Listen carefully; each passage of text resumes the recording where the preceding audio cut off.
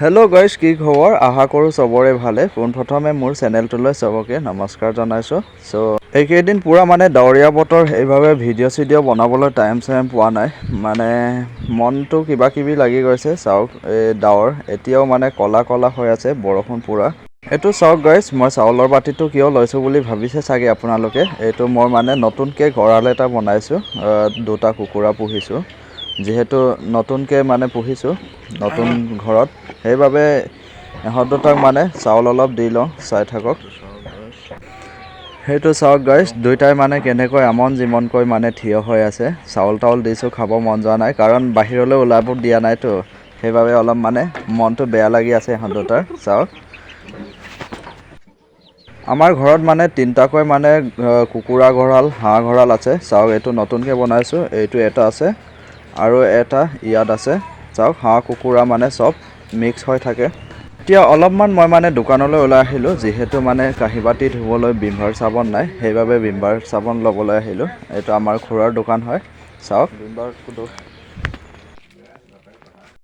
ময়ো ভিমবাৰটো ঘৰত দি মেলি অলপমান পথাৰ ফালে ওলাই আহিছোঁ। চাওক, মানে জাগল পূৰা বৰষুণ দি আছে। যিহেতু খেতিৰ ছিজন হয় ন, এইটো চাওক চবেই মানে ৰুই আছে। গোটেই মানে ট্ৰেক্টৰে বোকা দি থৈছে। চাওক, মই আৰু অলপ আগলৈ গৈ দেখাইছোঁ। চাওক, মানে গোটেই পথাৰখনেই মানে বোকা পানীৰে ভৰি আছে। চাওক,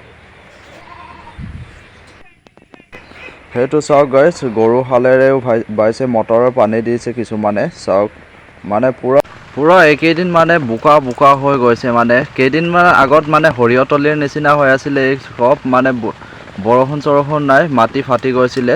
এতিয়া চাওক, ময়ো পথাৰৰ পৰা সোমাই আহি দেখিলোঁ যে তাই ঢেকীয়া ভাজিম বুলি মানে ঢেকীয়া বাচি আছে। চাওক, বাহিৰততো যাবই নোৱাৰি, পূৰা বৰষুণ, ডাৱৰীয়া বতৰ, কিনো কৰিবা আৰু। এনেই আৰু এতিয়া জাষ্ট অকণমান ওলাই আহিছোঁ। চাওক, পূৰা বৰষুণ আজি ৰাতিপুৱাৰ পৰা পৰি এতিয়ালৈকে মানে বৰষুণ দিয়ে আছে। 3 দিন মানেই হ'ল ধাৰাসাৰ পূৰা বৰষুণ দি আছে। চাই থাকক। আমি এনেই অলপ আৰু চোতাললৈ নামি আহিছোঁ। তাই আকৌ তাঁত অলপ বম বুলি মানে তাঁতৰ ওপৰতে কুকুৰাই হাগি থৈছে। চাওক গাইজ, গুচাই দিব কৈছে। এতিয়া অলপ মানে সেই বব, চাই থাকক কেনেদৰে বয়। লগা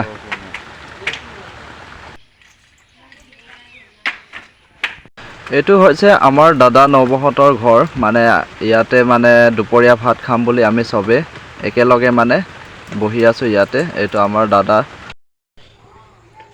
যিহেতু গাইজ মানে আজি দিনৰ দিনটো বৰষুণ নেৰানেপেৰাকৈ দি থকাৰ বাবে মানে একো ভিডিঅ' বনাবলৈ মন নোযোৱা হৈ গৈছে, টাইমো পোৱা নাই। এইখিনি সময়তে মানে সময় অলপ উলিয়াই আপোনালোকৰ মাজলৈ আকৌ এবাৰ আহিছোঁ। আজি মানে পূৰা নেৰানেপেৰা বৰষুণ দি আছে ৰেগুলাৰলি, 3 দিন মানেই হ'ল। আপোনালোকৰ বৰষুণ দিছেনে নাই কমেণ্ট কৰিবচোন। আমাৰ মানে ইয়াত ওলোৱা সোমোৱা কৰিব পৰা নাই, এনেকুৱা বৰষুণ দি আছে। বৰষুণ অলপ এৰাৰ পাছতে মই মানে বজাৰ কেইটামান কৰি আনিলোঁ। আপোনালোকক দেখাবলৈ চেষ্টা কৰিম, চাই থাকক। এইটো হৈছে চন্দা মাছ। চাওক গাইজ, এইটো আৰু বিলাহী আলু, সেইটোকে মানে চিম্পুলকৈ বনাম। যিহেতু ডাৱৰীয়া বতৰ, চবৰে মানে খাবলৈ মন যায়। ডাৱৰীয়া বতৰ হ'লে মানে বেছি মানুহে মাংস চাংস খাব মন যায়, সেইবাবে আজি মানে চন্দা মাছ অলপ আনিলোঁ। গাইজ, ভিডিঅ'টো বৰ বেছি দীঘলীয়া নকৰোঁ। ইমানতে সমাপ্ত কৰিছোঁ। ভিডিঅ'টো চাই কেনেকুৱা লাগিলে লাইক, কমেণ্ট, শ্বেয়াৰ, লগতে মোৰ চেনেলটো ছাবস্ক্ৰাইব কৰিবলৈ একেবাৰে নাপাহৰিব। তেন্তে লগ পাম অন্য এটি ব্লগত। Bye bye.